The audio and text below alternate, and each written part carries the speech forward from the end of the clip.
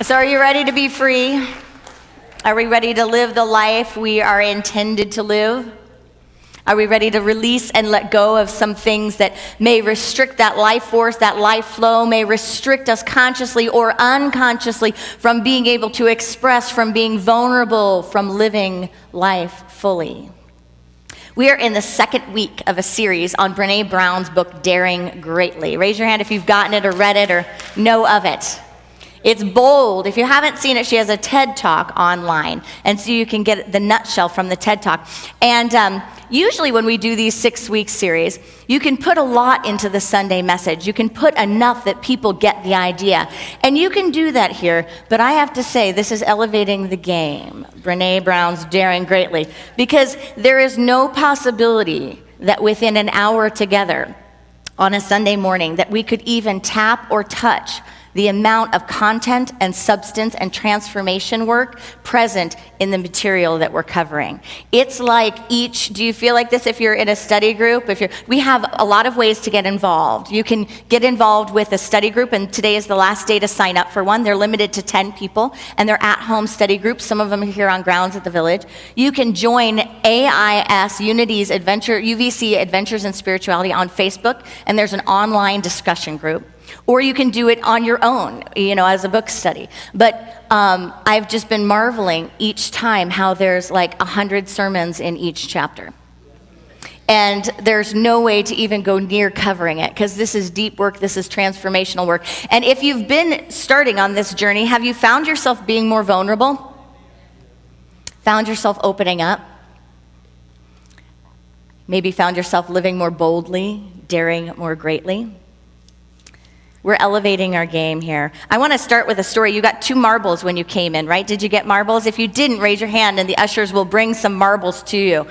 Ushers, we have some marble receivers. And there's some up here too, so if you want to dare greatly, you can just come right up to the basket right in front and pick them up.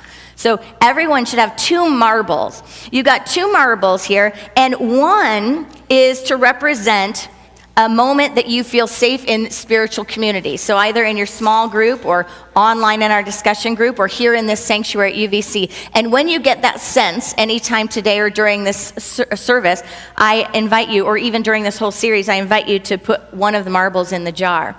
And the other marble is for you to pass on to a friend. You got a little slip that says, "Thank you for being a marble jar friend." Now, if you haven't read the book, you might have no idea what this means, so I'll give you the nutshell.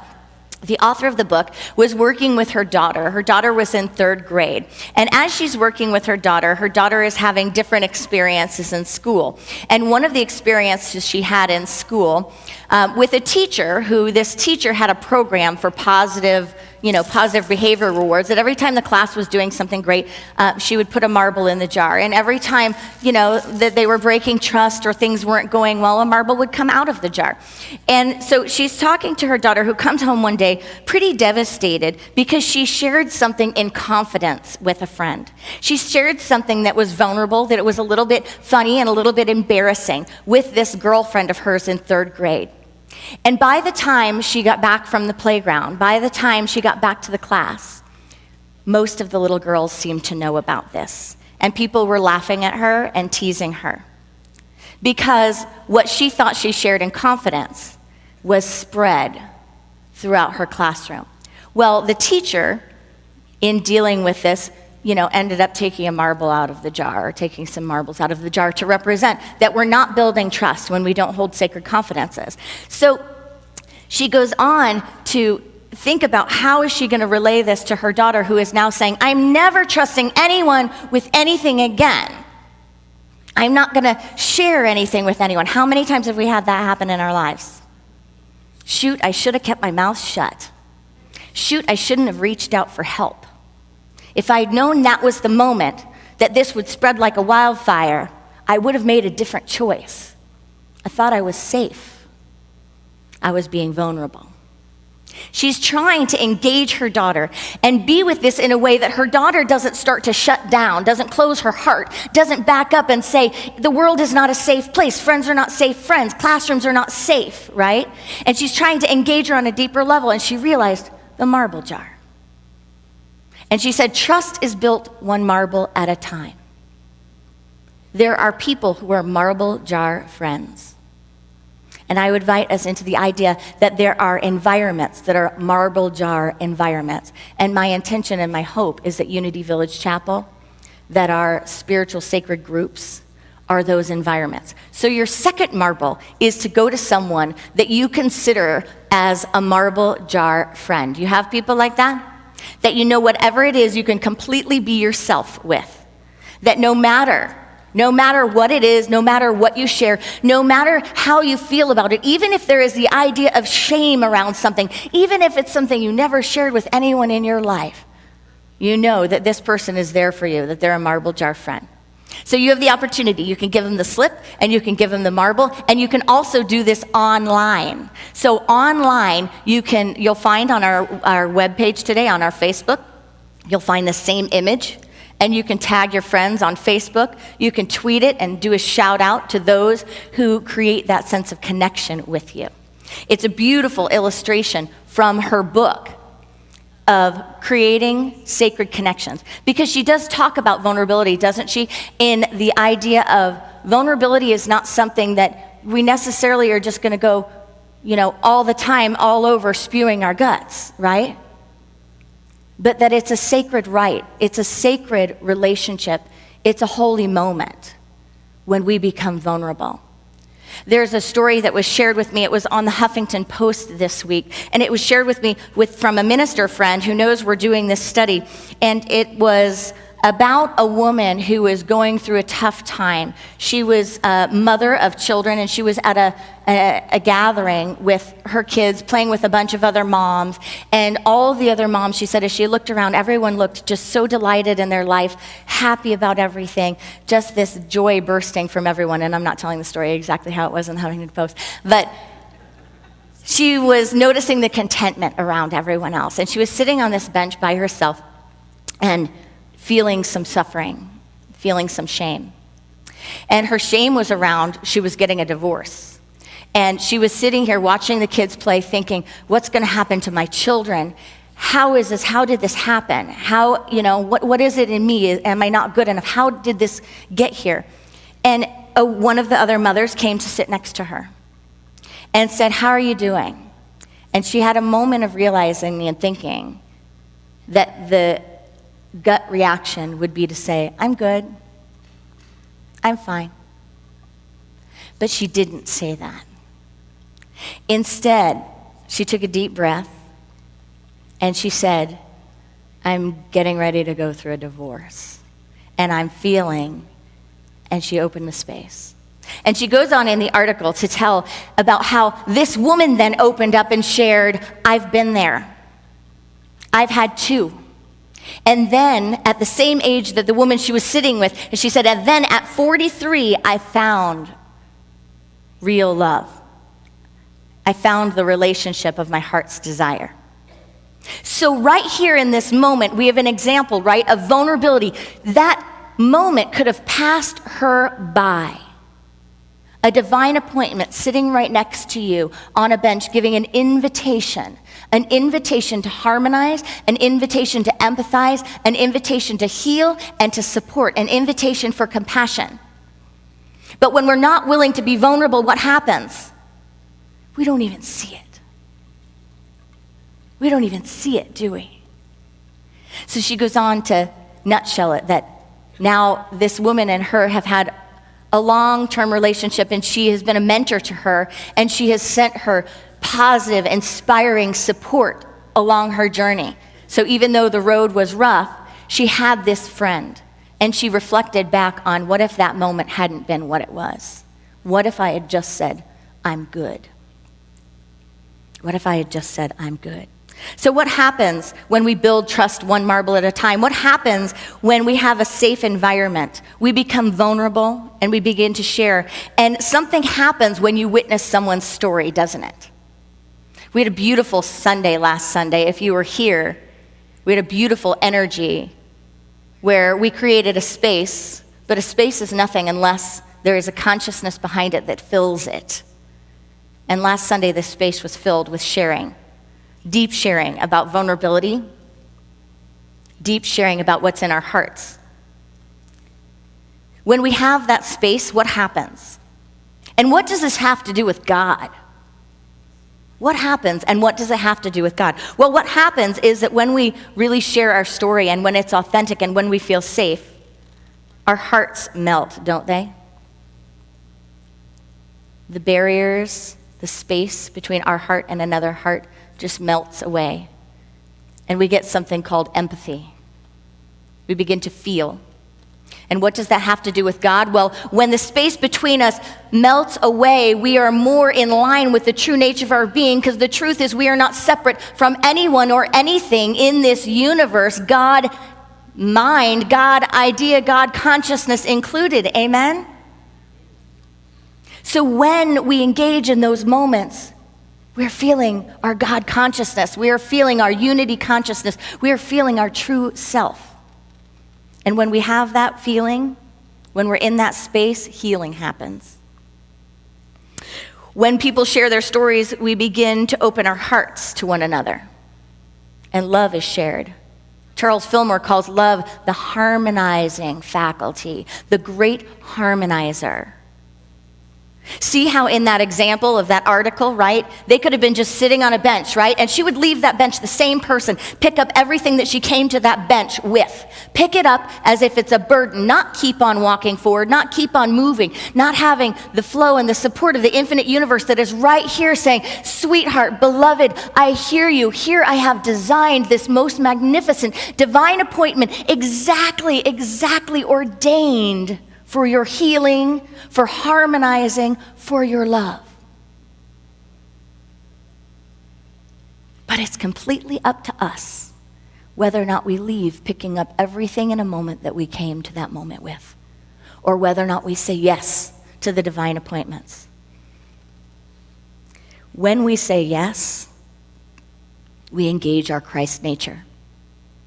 And the thing about our Christ nature, which is our enlightened consciousness, our awakened sense of highest self, when we engage that nature, every time we engage it, it strengthens within our being. Not that it is ever not powerful, not that it is ever not the fullness that it is, but every time our human self begins to lean into it and trust it, we magnify and multiply that human experience that lets it fully have its way within our being. That's being born again in the Spirit. And the only way to really develop that is to engage it, to practice it, to practice these moments of non-duality, to practice these moments where we don't separate ourselves, to practice these moments where we allow in love. There was a camp that I used to work at. It's for the Association of Research and Enlightenment, if you've ever heard of ARE, or you've ever heard of Edgar Cayce's work. When I was out of college, I took a few summers and I worked with ARE, and I worked at their camp in the mountains of Virginia. And there was a base camp where we had all ages, but then we also took a special group that just had 4 leaders and about 20 kids, 16 maybe, and we would take them out on these treks, these adventures in the Appalachian Mountains. And we'd be gone for 3 weeks, packing in, packing out. And these were 16 to 18-year-olds. And so we would go in with this troop of 16 to 18-year-olds, and for 3 weeks, we were camping under the stars. No tents, we had tarps that we set up. But one of the core activities of that camp experience for these young adults was that every night there were allotted time slots. And each camper and each leader would get a time slot to tell their story. And when they told their story, it was only time for their story. No one would share, no one would comment, no one would dive into it or make reflections. It was purely time to presence their story. And believe it or not, with 16 to 18-year-olds, each story would take about an hour. So we had about an hour to 2 hours every night to hear someone's story. Can you imagine what happened after that sharing? It was all shared from the first person, right? About myself, themselves. It melted barriers, it melted boundaries that we may never have even been aware of the presence that they were even there.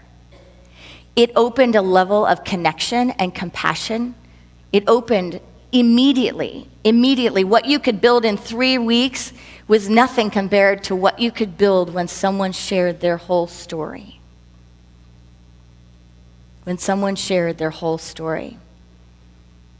And it shifted the entire environment. The environment became one of sensitivity, became one of compassion and care, became one of co-creation and safety, became one of God, an environment of pure God. That's for each of us to do at any time. Now, remember, with the marble jar story, and with this experience of being vulnerable and sharing stories, trust is established when we are vulnerable. Trust isn't established when we share someone else's story. That's easy to do. That's why in our small groups we do I statements. We bring it back to me. Trust isn't established when I'm talking about other people or when I'm talking about an experience that I've seen or I know relates to whatever I'm reading about. That doesn't establish vulnerability and trust. Trust is established when I'm willing to go there. When I'm willing to go there.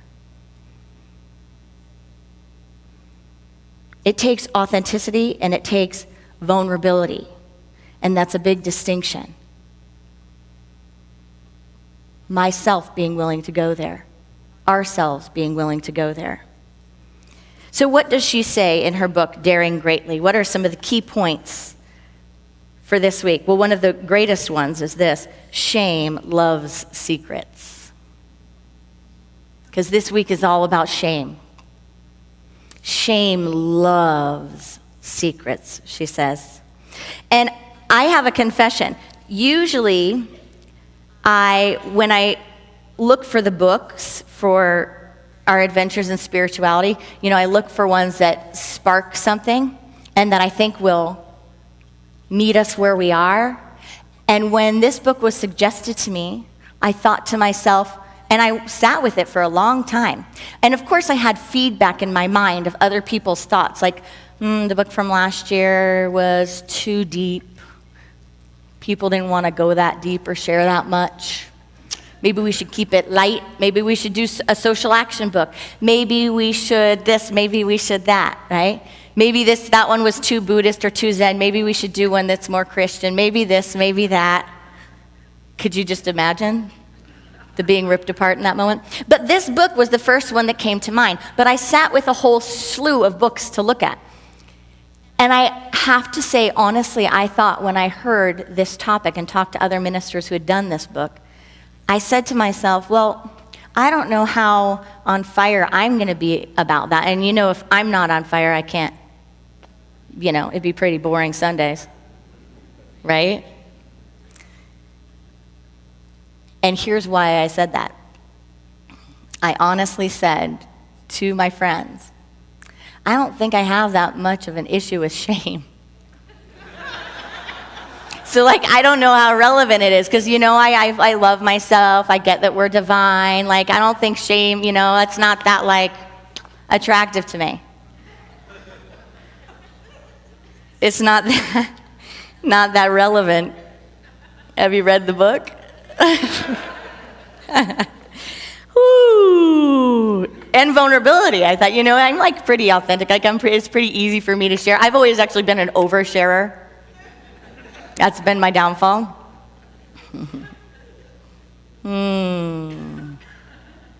Not so much. This book picked us. We didn't pick this book. Have you ever asked yourself, what's wrong with me that X, Y, and Z?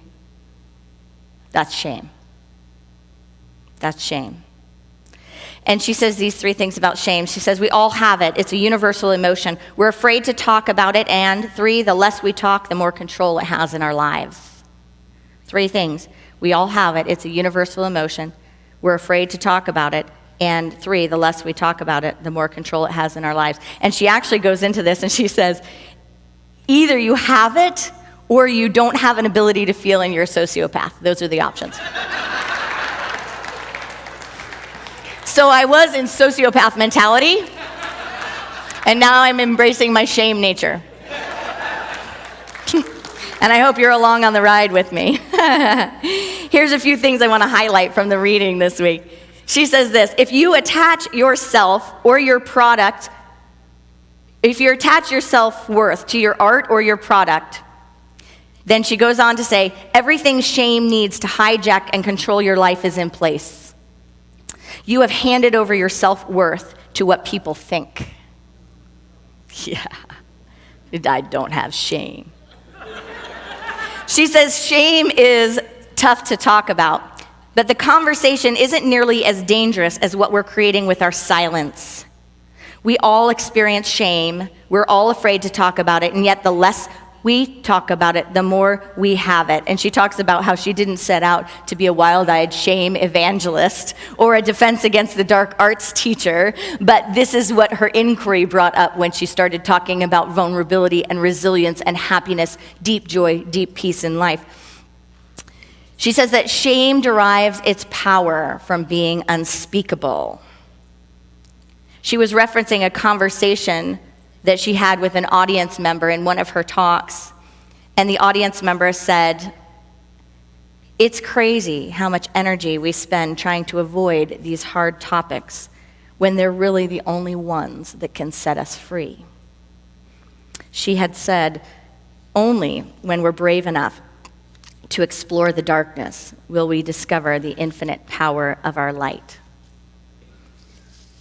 So that big distinction, if you are like me or you still are, where you're thinking, well, shame, I don't really have it. She says we tend to think that shame is reserved for people that have had a serious traumatic experience.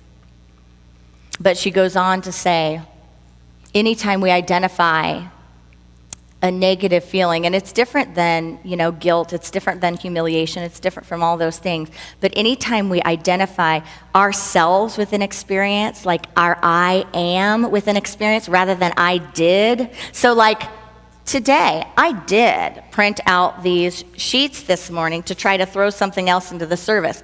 And I did write the words, I share a shame experience. I feel like there is something wrong with me when I did type that. That's something that I did, wrought. If you know me, and if you know how we are with our staff and how I am, spelling a word wrong to me is like, I don't do it, I check it. And that's a light example. But the idea of something that is like, if I was really humiliated, if I was really horrified. In fact, one time in a sermon, I was talking to a friend a lot, and I was telling the story about that. I was going to tell the story the next Sunday about Jacob and Esau.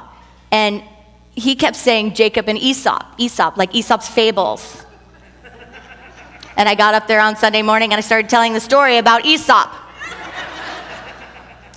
And I also had one day that I never really went back to check, but I saw some wandering eyes, that I got the days in the year wrong.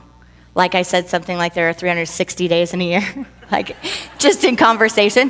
And it's subtle, but can you feel it when you do something? You can feel this little, like, it's a little past embarrassment, and it might seem light or trite, but if you dig into it, there's something there. And then, of course, we have the obvious examples. We have the ones that our hearts just really go, like, for whatever reason, I don't want anyone to look at me when I'm going through this. I don't want anyone to know. I want to hide. I wish this never happened. What did I do? What was in my consciousness that I invited this in? A little metaphysical malpractice there. So we all have these experiences. She says, strap yourself in and let's get our heads and hearts around this experience called shame, so we can get about the business of truly living. Amen? So then she says, what is shame? What is shame? She says shame is the intensely painful feeling or experience of believing that we are flawed and therefore unworthy of love and belonging. It's our fear of disconnection. We're wired for this connection. We're wired for our unity consciousness. We're wired to belong. We're wired to be one. So the threat of disconnection threatens the core of our being, threatens our sense of self. Some of you filled out these sheets with my misspelling this morning. I feel like there is something wrong with me when I feel pain and sadness. I feel like there is something wrong with me when I lost my job 9 years ago. I feel like there's something wrong with me when I get mad. Shame is getting mad at someone. I feel like there's something wrong with me when I swear. When I do something I know I should not do. I feel shame when I feel disconnected from Spirit, when I didn't do what Spirit told me to do. When I don't spend more time present to the Christ in me. Shame is old programming. She has some other concepts about what shame is. Asking me for a divorce and telling me that she wants children, but not with me. Shame is my DUI. Shame is infertility. Shame is telling my fiancé that my dad lives in France, when in fact he's in prison. Shame is internet porn. Shame is flunking out of school twice. Shame is hearing my parents fight through the walls and wondering if I'm the only one who feels this afraid.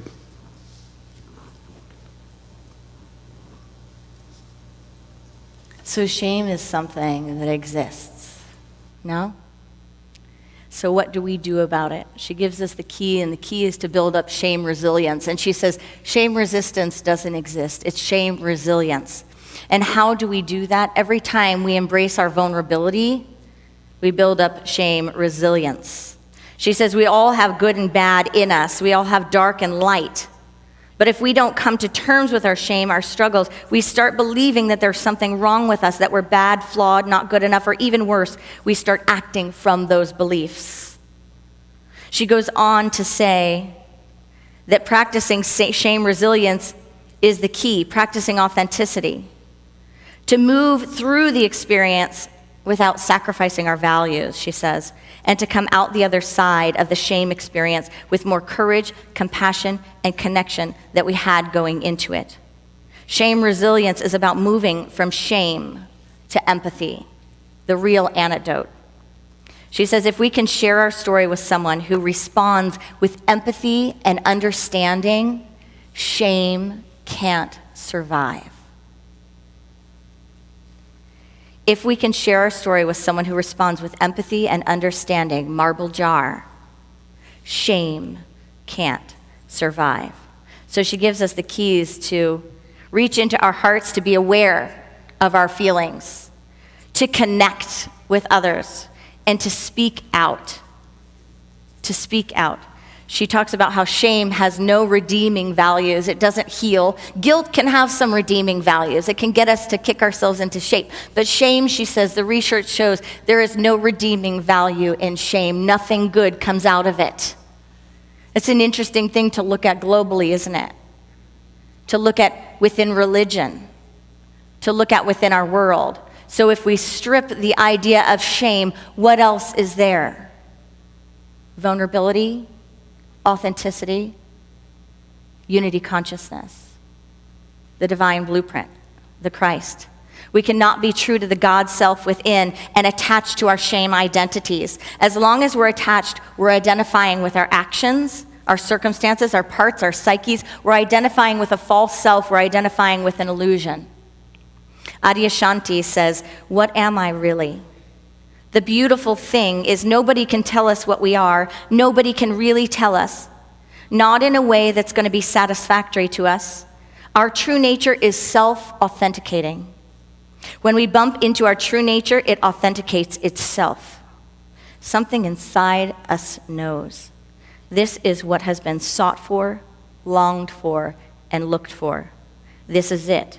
Usually, it's not what we expected. Namaste.